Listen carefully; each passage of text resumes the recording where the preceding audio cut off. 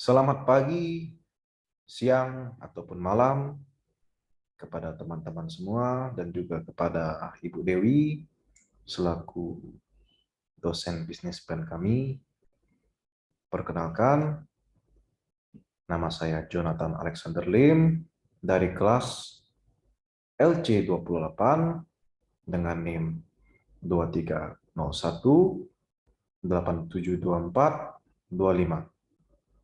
Mata kuliah Bisnis Plan Bina Nusantara University 2021. Pada kesempatan kali ini, saya akan menjelaskan tentang session 4, yaitu Design Executive Summary and Company Description.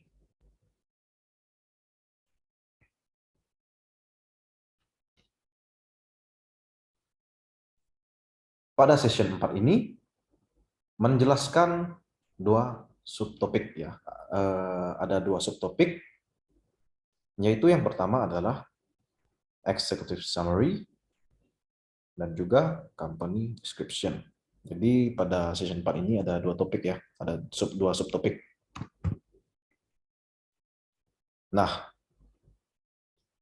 yang pertama yaitu adalah Executive Summary. Apa itu sih Executive Summary itu?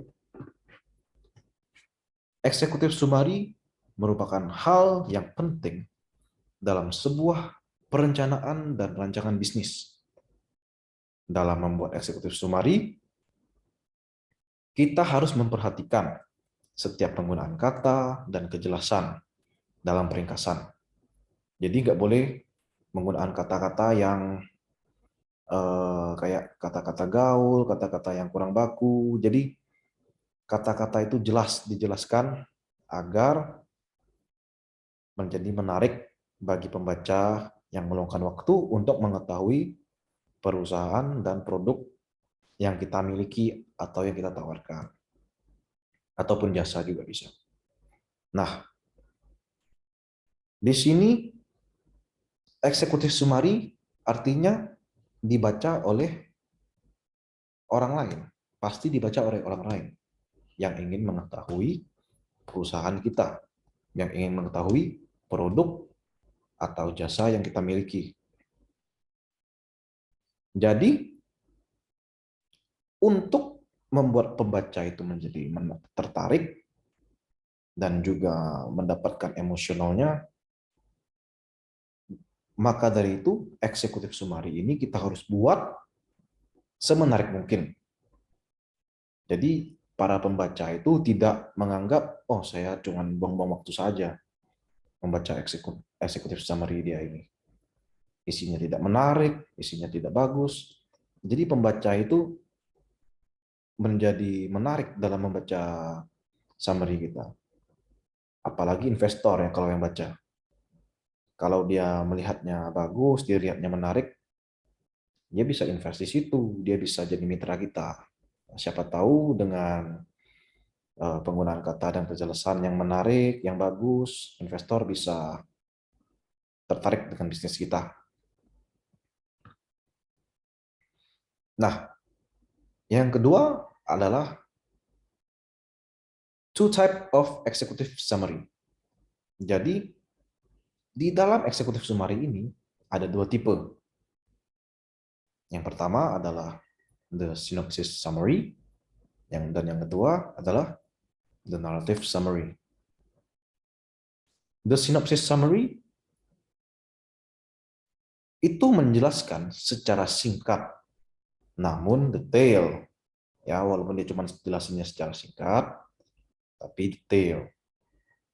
Bisnis yang kita jalankan. Apa aja cakupannya? Cakupannya seperti kesimpulan, rencana bisnis, tujuan, dan target yang ingin dicapai. Kayak misalnya, saya ambil contoh. Misalnya si A, dia mau buka, dia udah punya satu brand clothing, baju.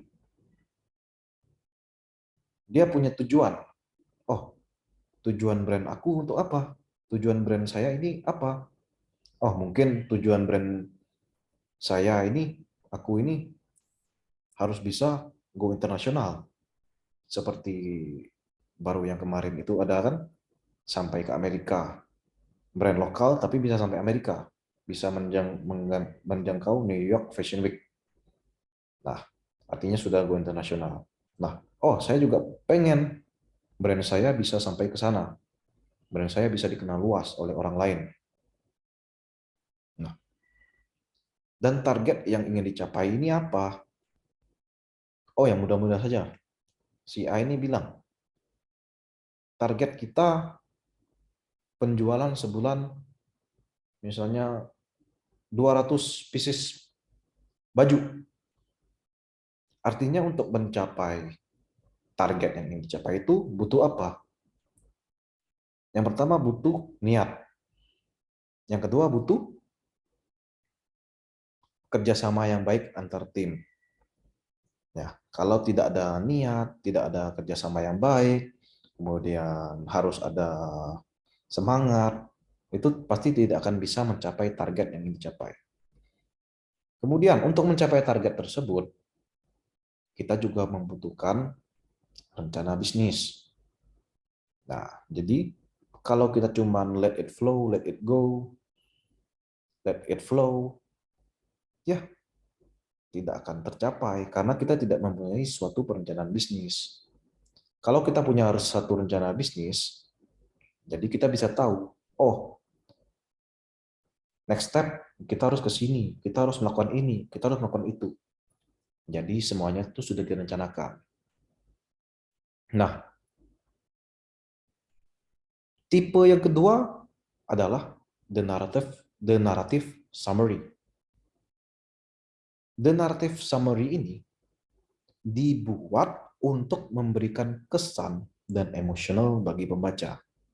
Nah, jadi the narrative summary ini itu seperti kita bercerita, tidak membuat bosan dan membuat seperti menambah-nambah kisah sukses. Misalnya dalam kita menjelaskan itu, oh saya dulu pernah buka tambak lobster, namun gagal. Oh saya dulu pernah buka tambak udang, ternyata berhasil. Nah jadi kita mendapatkan satu cerita, alur cerita agar pembaca tidak bosan dan terkesan tidak kaku. Nah, seperti dengan cara memberikan atau mendapatkan sebuah cerita yang membuat pembaca menjadi antusias dan berkesan. Nah, ya benar kan tadi yang saya bilang, memberikan kisah-kisah apa atau menceritakan tentang perjalanan bisnis kita, menjelaskan latar belakang apa yang pernah kita buat, kita kerjakan, apakah berhasil atau tidak. Jadi kita itu menciptakan sebuah kesan bagi pembaca.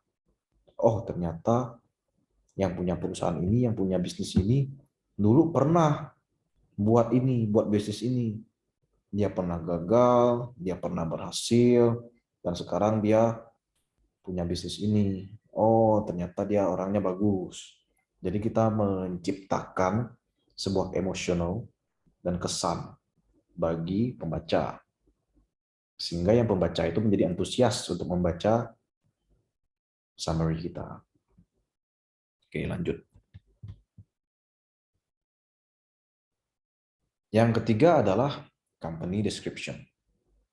Nah, pada bagian company description ini, kita dapat mendeskripsikan dan menjelaskan tentang perusahaan kita. Misalnya, nama perusahaan kita itu apa? Kenapa kok pakai logo itu? Kenapa pilihnya moto ini? Kenapa bisa buatnya moto itu? Nah, kemudian perizinan-perizinannya apa? Udah dibuat atau belum? Udah diurus atau belum? Nah, selain menjelaskan hal-hal tersebut, kita juga bisa menjelaskan tentang apa yang kita sediakan untuk ditawarkan baik berupa sebuah produk, baik merupakan sebuah jasa. Kemudian siapa saja bagian dari perusahaan, ya anggota-anggota tim, yang memiliki internal tim, yang memiliki kepentingan di dalam organisasi, itu dijelaskan. Jadi, oh, pembaca ini tahu, oh dia ini kecil-kecil udah jadi CEO, oh dia ini kecil-kecil udah jadi co-founder. Jadi kita harus menjelaskan siapa aja bagian dari internal perusahaan tersebut. Kemudian siapa saja yang memegang peranan penting dalam perusahaan dan tokoh-tokoh yang memiliki peranan penting dalam menjalankan perusahaan. Nah, tokoh-tokoh yang memiliki peranan penting dalam menjalankan perusahaan ini, maksud saya itu adalah, saya ambil contoh diri saya sendiri. Tokoh yang memiliki peranan penting dalam menjalankan perusahaan saya ini, atau bisnis saya ini adalah orang tua saya, papa saya. Nah, walaupun tidak terlibat langsung di dalam internal perusahaan bisnis saya, tetapi yang lebih mengerti dan yang lebih punya pengalaman di bidang tersebut adalah orang tua saya, papa saya. Jadi tokoh-tokoh yang memiliki inspirasi itu juga boleh kita masukkan ke dalam company description karena telah memberikan motivasi kepada kami untuk untuk menjalankan bisnis tersebut. Nah, dan yang terakhir yang harus diperhatikan dan ditulis ataupun disampaikan adalah lokasi perusahaan tersebut. Sehingga para pembaca dapat mengetahui di mana lokasi perusahaan tersebut. Dan jika terjadi sebuah kesepakatan, dapat mengetahui di mana lokasi perusahaan kita. Nah, kenapa kita wajib mencantumkan lokasi perusahaan kita di mana? Sekarang customer semuanya tidak membeli secara online, tidak semuanya mau membeli secara online. Ada juga yang mau beli secara offline. Misalnya saya buka pembibitan varietas unggulan di Bangka Belitung, tepatnya di Pangkal Pinang. Saya harus cantumkan alamat saya di mana. Karena saya tahu pembeli saya itu tidak hanya dari marketplace saja, tidak hanya dari online, tapi juga banyak dari daerah saya. Jadi siapa yang mau membeli produk saya ini, yang mau beli bibit saya ini bisa datang ke tempat saya, bisa langsung pilih-pilih, bisa langsung lihat-lihat, oh apa aja yang saya punya, bibit apa saja yang saya punya, kemudian bisa melihat, oh ternyata bagus tempatnya, jadi bisa return apa eh, order ulang lagi di tempat saya karena pelayanannya bagus, dia lihat saya kerjanya bagaimana. Nah, jadi customer itu tidak hanya online, customer juga ada yang mau offline, ada yang mau beli secara langsung, jadi bisa datang. Ada sebuah kesepakatan, dia bisa datang untuk mengambil barangnya, misalnya, oh dia mau ambil sendiri, dia nggak mau dikirim, oh ya udah dia boleh ambil, bisa jemput sendiri bibitnya. Itu kalau dari cerita bisnis saya. Kemudian kita next ke berikutnya. Nah, saya merangkum ada beberapa poin penting dalam session 4 ini. Ada 4 poin penting. Yaitu yang pertama adalah operasional, market, strength, and financial.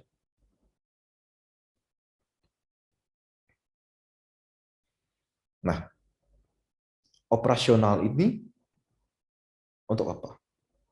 Memastikan bisnis telah direncanakan agar berjalan dengan lancar, sehingga tidak menimbulkan chaos dalam menjalankan perusahaan. Nah, jika kita tidak membuat sebuah perencanaan bisnis dalam menjalankan operasional, dalam melakukan kegiatan, nah, itu bisa menimbulkan sebuah chaos di dalam menjalankan aktivitas perusahaan ya. Misalnya, kalau kita tidak membuat suatu perencanaan, oh, habis ini saya mau ngapain ya? Habis ini apa yang harus saya kerjakan ya? Jadi bingung. Ujung-ujungnya akan terjadi chaos. Sehingga organisasi tersebut, bisnis tersebut tidak berjalan dengan lancar karena tidak ada rancangan bisnis yang dibuat. Kalau ada rancangan bisnis yang dibuat, oh, setelah melakukan step A, saya harus melakukan step B. Setelah melakukan step B, saya harus melakukan step C. Oh, setelah melakukan step C, saya harus melakukan step D. Nah, jadi perencanaan bisnis itu sangat penting untuk dibuat dan dilakukan. Jadi tidak menimbulkan chaos dalam menjalankan perusahaan. Yang kedua adalah market. Kenapa market? Karena untuk memastikan target market telah dituju secara benar, sehingga kelancaran dalam mensuplai barang dapat dituju sesuai target. Nah, begini. Kalau kita tidak menargetkan market, kita tidak memastikan target market kita telah sesuai, barang yang kita suplai itu tidak akan dituju sesuai target, sehingga tidak akan mencapai sebuah kemaksimalan. Dengan adanya kita menarget market yang baik, yang tepat, jadi produk kita itu dapat sampai ke tangan-tangan yang tepat. Semua yang membutuhkan produk kita itu bisa tahu. Jadi kita itu menargetkan orang-orang yang tepat yang membutuhkan produk kita. Tidak asal-asalan. Sering juga orang salah dalam menulis target market. Misalnya untuk pelangsing. Oh, ini bisa untuk semua usia. Padahal tidak mungkin bayi itu bisa, belum tentu untuk bayi itu sehat, belum tentu untuk wanita hamil itu bagus, boleh dikonsumsi. Nah, jadi untuk market ini harus ditulis dengan jelas. Yang ketiga adalah strength. Nah, menyertakan keunggulan dari produk kita yang kita tawarkan sehingga dapat menjadi pembanding antara produk kita dan produk dari kompetitor. Setiap produk, setiap perusahaan itu punya keunggulan dan mempunyai kekurangan. Nah, kita harus wajib menjelaskan kepada pembaca apa yang menjadi keunggulan saya, apa yang menjadi keunggulan kompetitor, apa yang menjadi kelemahan saya, apa yang menjadi kelemahan kompetitor. Seperti misalnya saya menyediakan bibit kualitas unggulan varietas Bangka Belitung. Itu adalah strength saya. Itu adalah keunggulan yang saya miliki. Tetapi kita harus juga bisa lihat, oh, ternyata daerah Jawa Barat memiliki varietas unggulan juga. Nah, itu juga kita harus bisa antisipasi. Bagaimana caranya kita mempertahankan kualitas bibit unggulan dari Bangka Belitung, karena bibit unggulan Bangka Belitung saat ini sangat dilirik oleh pelaku pekebun dan petani Indonesia ya, karena memang Bangka Belitung ini sebagai penghasil bibit dan varietas unggulan terbaik di Indonesia. Nah, misalnya saya juga punya jelaskan kita punya kekurangan, misalnya kita jelaskan, oh, kekurangan bisnis saya, perusahaan saya, misalnya dalam pengiriman jarak jauh, karena kita di Bangka, misalnya pernah ngirim sampai ke Papua, oh, ada mati, ada misalnya dari 100% ada 10% yang mati. Bagaimana cara kita untuk mengantisipasi tersebut? Oh, ternyata dari kelemahan tersebut bisa dijadi keunggulan. Misalnya saya memberikan garansi kematian kepada bibit setelah sampai di tangan customer. Kalau mati bisa digaransikan lagi, bisa dikirim lagi, dan saya yang tanggung semuanya. Nah, jadi di slide ini kita harus menjelaskan kelebihan dan kekurangan dari bisnis kita ya. Nah, yang keempat adalah financial. Di financial ini kita itu harus menjelaskan keuntungan yang diperoleh oleh investor ataupun mitra dengan jelas, sehingga untuk ke depannya tidak terjadi kesalahpahaman. Nah, saya punya satu rancangan bisnis, saya punya rencana untuk ke depannya. Misal bisnis saya sudah besar. Saya butuh investor untuk mengembangkan bisnis saya, yaitu adalah perkebunan. Saya mau mengundang investor untuk membuka kebun di Bangka Belitung. Sehingga eh, dari kebun yang mereka buka bisa dijadikan untuk pemenuhan demand di seluruh Indonesia, karena memang untuk demand sangat besar sekali, sedangkan supply-nya terlalu sedikit. Tapi di dalam financial ini kita harus jelaskan kepada investor, oh, saya bisa sediakan kepada kamu tanahnya, saya bisa urus perizinannya, saya bisa sediakan bibitnya untuk kamu. Pokoknya kita membuat investor itu menjadi jelas, jangan sampai timbul kesalahpahaman. Misalnya tiba-tiba eh, kita bilang kita udah urus, tapi kita tidak urus. Nah, itu jadinya semuanya harus jelas. Karyawannya bagaimana, pengurusannya bagaimana, semuanya harus jelas. Agar tercipta eh, satu mitra yang baik. Kemudian kita next ke selanjutnya, yaitu di bagian mission statement.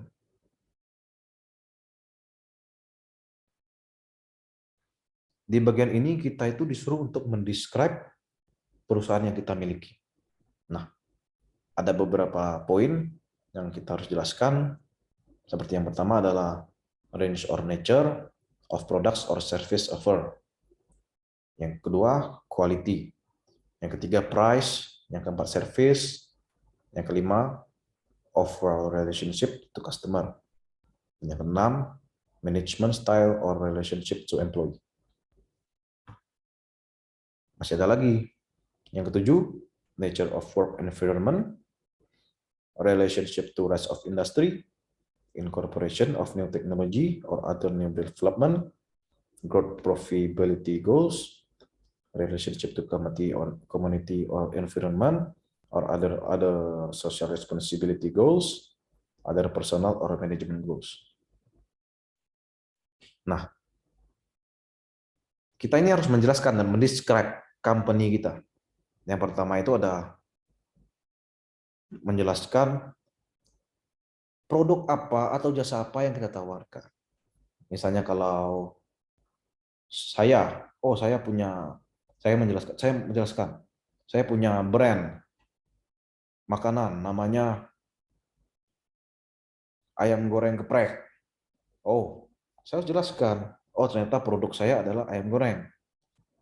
Atau kalau bukan produk berupa jasa, oh saya punya jasa, jasa membuat, biasanya membuat spanduk, jasa membuat bukan spanduk, jasa pijat, jasa pijat. Oh, saya harus jelaskan. Saya menawarkan jasa ini, saya menawarkan jasa itu, saya menawarkan jasa pijat. Jadi produk atau jasa yang kita tawarkan itu jelas, harus dijelaskan apa yang kita tawarkan. Kemudian untuk kualitas apa yang kita punya, kita harus jelaskan agar bisa menjadi pembanding untuk produk dari kompetitor. Pembaca itu bisa tahu, oh ternyata misalnya saya membuka satu brand clothing, saya menggunakan baju dari bahan katun. Oh ternyata kompetitor buat bahan baju dari yang tak apa-apa lah, misalnya yang lainnya yang jelek. Oh ternyata saya punya keunggulan dari kompetitor. Itu kualitas. Kemudian price, kita harus cantumkan price, range-nya harga berapa, misalnya 20.000 sampai 30.000, 40.000 sampai 50.000. Jadi itu jelas. Oh ternyata keunggulan kita di price, keunggulan kita lebih murah daripada kompetitor. Itu semua jelas bagi para pembaca. Kemudian service yang diberikan, service misalnya pelayanan kita terhadap customer itu seperti apa, misalnya ada, pokoknya ini tentang pelayanan kita terhadap customer, bagaimana cara kita melayani mereka, bagaimana. Ini caranya harus dijelaskan di dalam mission statement ini ya. Kemudian yang keempat, yang kelima, relationship to customer. Nah, ini bagaimana cara kita menjaga hubungan baik dengan customer, bagaimana cara kita membina hubungan dengan customer, seperti misalnya, oh customer saya butuh bibit dari Papua, tapi dia di Bangka. Kita bisa bantu carikan untuk menjaga hubungan dengan customer lebih baik lagi. Atau bisa juga dengan memberikan promo-promo pada customer setia kita, misalnya dengan buy to get one, itu bisa juga untuk menjaga hubungan dengan customer. Kemudian nggak kalah penting juga relationship to employees. Bagaimana cara kita memperlakukan karyawan kita, bagaimana cara kita memanusiakan karyawan yang bekerja dengan kita. Karena kita tahu, kita tanpa karyawan itu bukan siapa-siapa. Di saat bisnis kita besar, kita butuh karyawan. Misalnya kita memberikan bonus bagi karyawan, kita mengajak karyawan kita jalan-jalan di akhir pekan. Itu adalah bagaimana cara kita memperlakukan dan memanusiakan karyawan kita, menjaga hubungan baik dengan karyawan. Next. Nah, ada nature of work environment, dan ada relationship to rest of industry. Kemudian juga ada incorporation of new technology or other new development. Nah, incorporation of new technology or other new development ini adalah maksudnya bagaimana cara kita melihat, bagaimana cara kita bisa beradaptasi dengan kemajuan teknologi, dengan development yang baru, bagaimana cara kita bisa menggunakan sistem yang lama, mengganti dengan sistem yang baru. Nah, itu juga sangat penting. Kemudian yang harus kita tuliskan juga adalah growth or profitability goals. Nah, di sini kita tuliskan perkembangan dari bisnis kita itu seperti apa, target profit kita itu mau sebanyak apa, itu kita tuliskan. Jadi bagi para pembaca itu jelas perkembangan dari bisnis kita dari awal ke nol sampai bisa ke step ini itu bagaimana perjuangannya itu kita jelaskan. Kemudian hubungan dengan perusahaan-perusahaan lain atau dengan komunitas lain itu bagaimana cara membina hubungan baiknya agar tidak terjadi tidak terjadi kompetitor yang tidak baik atau tidak kompetisi yang tidak baik. Kita harus menjalin kerjasama agar saling menguntungkan. Kemudian other personal or management goals. Dalam kita membangun usaha itu ada goals-nya pasti kita tuliskan. Oh, apa tujuan kita, apa target kita ke depannya, itu harus apa kita tuliskan agar jelas. Kemudian next. Nah, ini adalah legal forms yang berada di US Business Organization ya. Ada beberapa tipe. Nah, di sini kita bisa lihat ada 1, 2, 3, 4, 5. Ada 8 legal forms. Dan ini berbeda semua. Misalnya yang pertama, sole proprietorship. Nah, ini penjelasannya an unincorporated business owned by one person. Nah, jadi bisnis ini hanya dimiliki oleh satu orang. Nah, jadi tidak terlalu ribet intinya ini. And no one else own any part of your business. Jadi tidak ada orang lain yang berkepentingan, tidak ada orang lain yang join dalam bisnis kamu, jadi hanya kamu sendiri. Nah, advantage-nya itu apa? Advantage-nya adalah simple. Tidak ada legal form or pajak yang diperlukan gitu loh. Jadi kayak ibaratnya kamu buka PO kue, PO makanan itu hanya sebatas untuk teman-teman kamu, itu tidak perlu apa-apa, tidak perlu izin apa-apa. Kemudian yang kedua adalah general partnership. A business with more than one owner, all partner actively participate in business. Jadi bisnis kamu ini dimiliki tidak hanya oleh satu orang, tapi dimiliki oleh lebih dari satu orang. Dan pemiliknya itu aktif dalam bisnis tersebut. Advantage-nya apa? You have the time and chance of more than one person. No double taxation. Ada yang ketiga, limited partnership. A business with an owner or owner who manage the business, general partner, and other partners who do not. Nah, ini advantage-nya adalah untuk memprotek personal asset or of limited partner who are responsible for the debts and obligation of the business limited investor financial exposure. Kemudian yang keempat ada limited liability company LLC or limited liability partnership LLP. What is it? Is it a popular legal form that provide much of the protection of incorporate with most of the simplicity of a sole proprietorship LLP or LLC for certain professional practices. Advantage-nya adalah untuk memprotek personal asset against most business losses, no double taxation, inexpensive to establish and maintain, can distribute profit and losses. Kemudian ada C corporation. Ini adalah a corporation is a legal entity separated from its owner, separated from its owner. Jadi terpisah dari ownernya. Yang lebih ditonjolkan itu adalah major investor. Jadi investor yang utama. Bisa dikatakan sebagai C corporation. Advantage-nya apa? Protects owner personal asset. Jadi karena kita menggunakan sistem investor ini, owner-nya ini memiliki aset yang dilindungi. Kemudian ada S corporation. A type of corporation that allow pass-through taxation instead of double taxation. S corporation are less popular since the introduction of LLCs. Jadi memang S corporation ini lebih kurang familiar ya dibanding LLC. Tapi advantage-nya apa? The personal liability protection of a corporation with the pass-through taxation, treatment of sole proprietorship.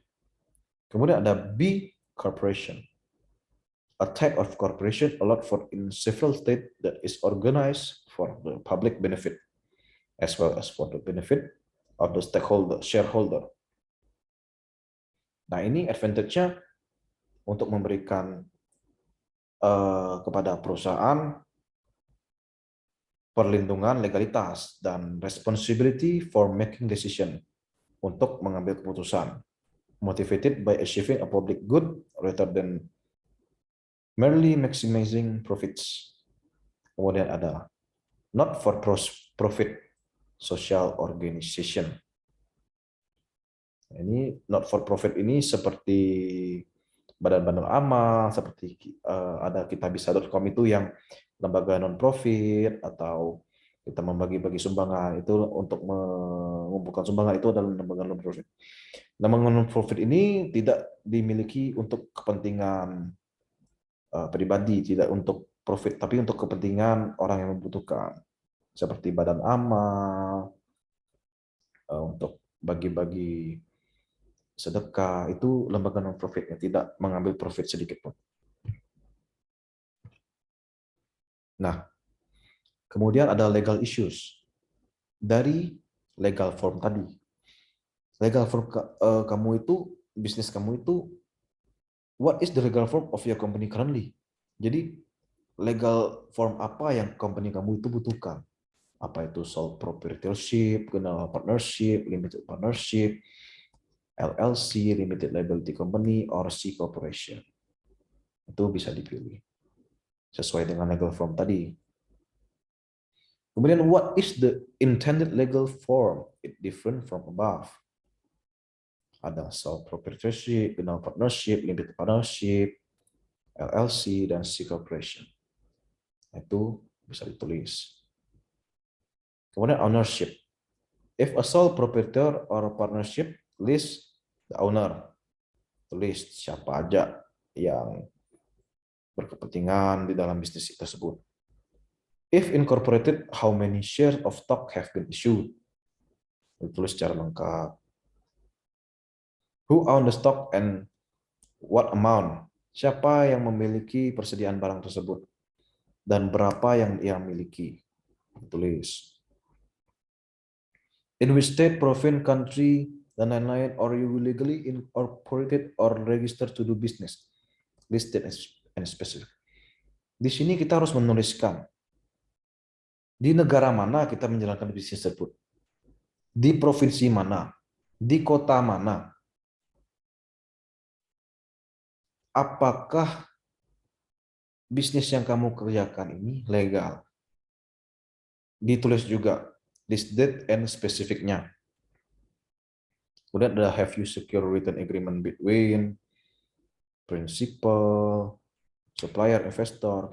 Ini adalah seperti bagian-bagian yang kamu butuhkan dalam bisnis kamu untuk menjalankan bisnis kamu, kayak supplier, customer, partner, karyawan. Ini ditulis, dicetak. Kemudian ada company description plan. List fact about your business according to the categories below. Ditulis misalnya legal corporate name-nya apa, bisnis kita itu menjalankan apa, nama brand-nya apa, nama website-nya juga bisa ditulis, subsidiary companies, kemudian legal form-nya apa, legal form of business-nya ditulis, state in which incorporated, if incorporated.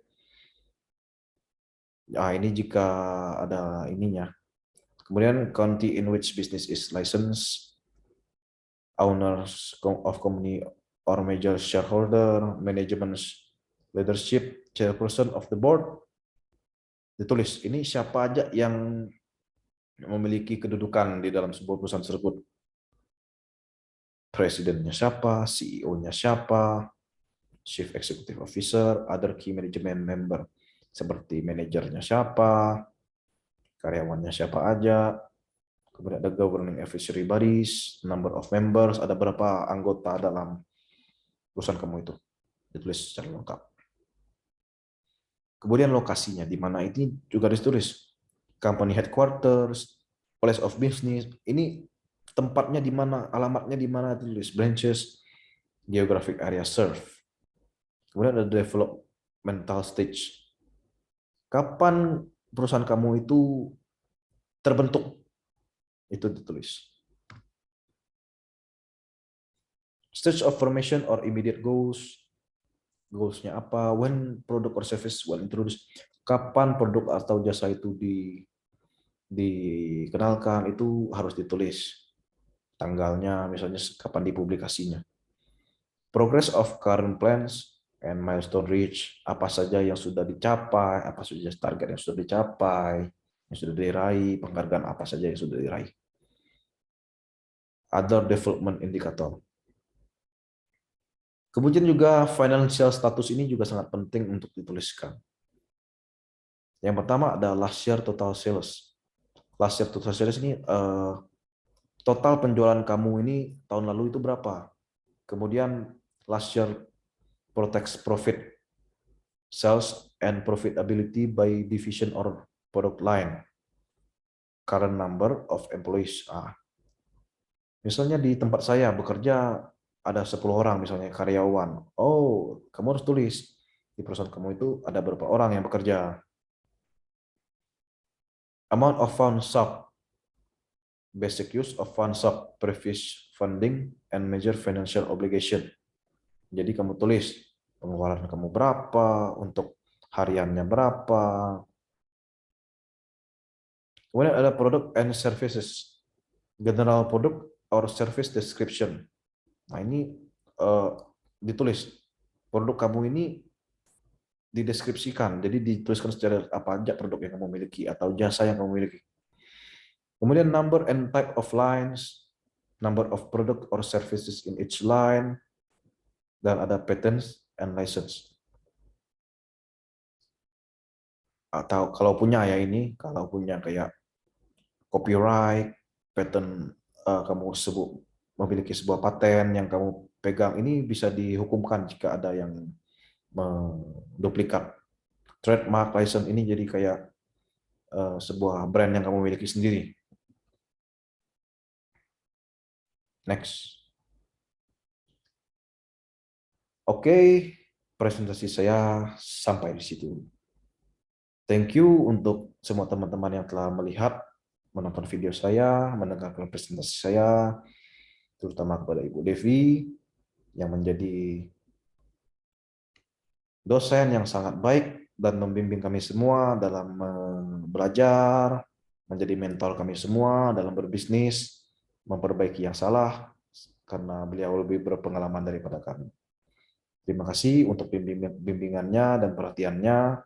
Semuanya saya ucapkan terima kasih. Dan sampai jumpa di lain kesempatan.